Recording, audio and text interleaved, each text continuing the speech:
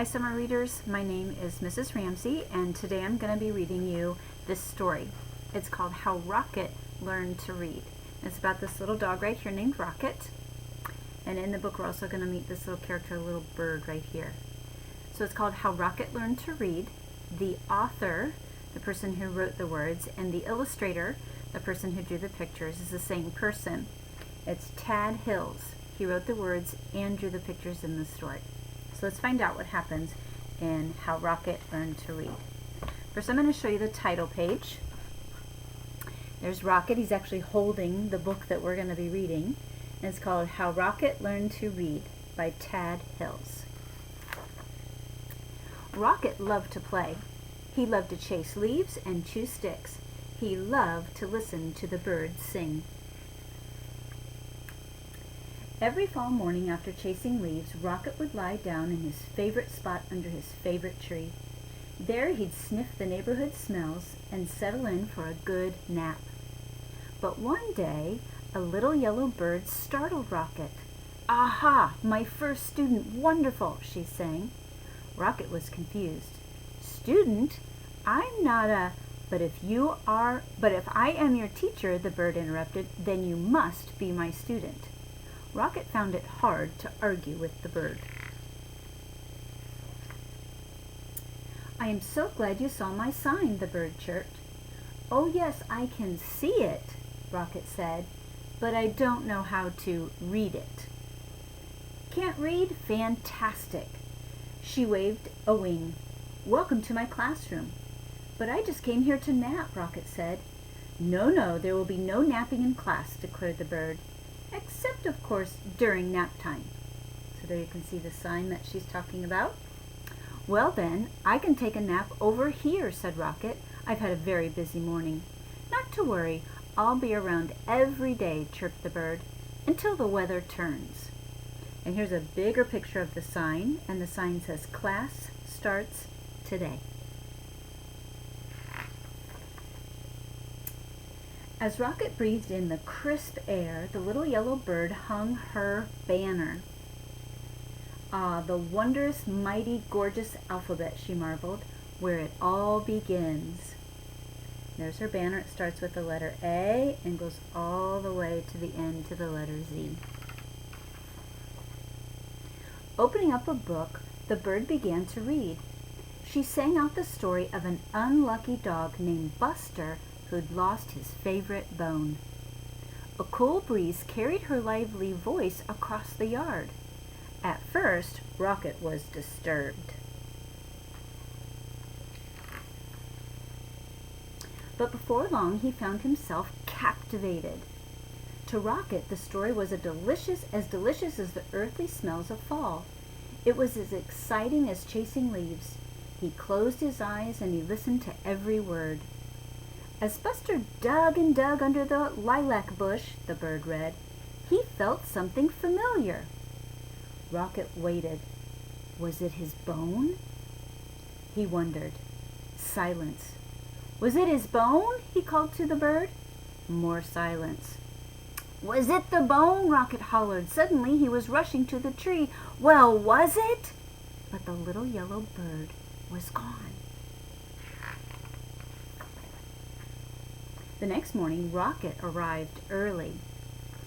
At last the little yellow bird appeared. "Hello, how wonderful to see you in class," she chirped. "I can tell by your waggy tail that you are well rested." "I'd like to hear the end of the story, please," said Rocket. "That seems like a fine way to start the day," chirped the bird.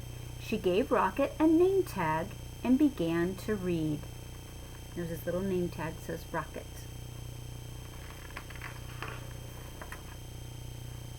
Every day, Rocket returned to the little yellow bird's classroom. In the morning, the bird taught him a new letter until he had learned all the wondrous, mighty, gorgeous alphabet. Together, they sang out the sounds that each letter makes and spelled the sounds they heard around them. With a G and many R's, they spelled Mr. Barker's growl. Grrr. There's Mr. Barker. They spelled the sound of the wind which was growing colder by the day. Soon they were spelling words like F-A-L-L, fall, for the gusty time of year, and R-E-D, red, for the color of the leaves. And each afternoon, the bird read a story. She read stories about dogs and birds. She read stories about leaves changing color and about birds flying south for the winter. Then one day the weather turned, and the letter banner disappeared. "See you again in the glorious spring," the bird sang. And as she flew into the wintry sky, she called, "Don't forget, words are built one letter at a time." The day grew shorter and the leaves fell off the trees. The grass became crunchy. Soon Rocket's classroom disappeared under the snow. He remembered the little yellow bird's alphabet and practiced his letters. So I don't know if you can see, but he's written a big A, B, and C in the snow, practicing his letters. Rocket thought about the bird's sweet chirp while he sounded out words like D-I-G, dig, and W-I-N-D, wind, and C-O-L-D, cold. He made new friends and spelled their names. Hello, E-M-M-A, Emma. Hi there, F-R-E-D, Fred.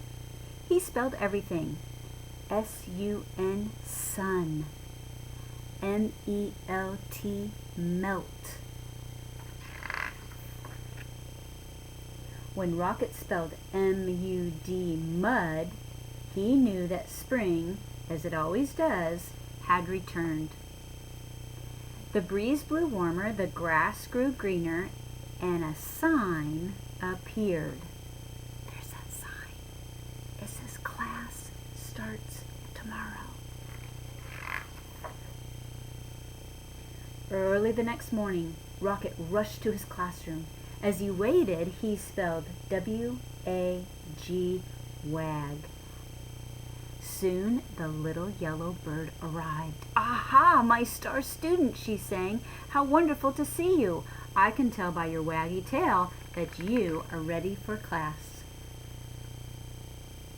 Then together they began to read. They read stories about birds flying north for the spring. They read about picnics in the warm sun, and they read about Buster, the lucky dog who found his bone under the lilac bush.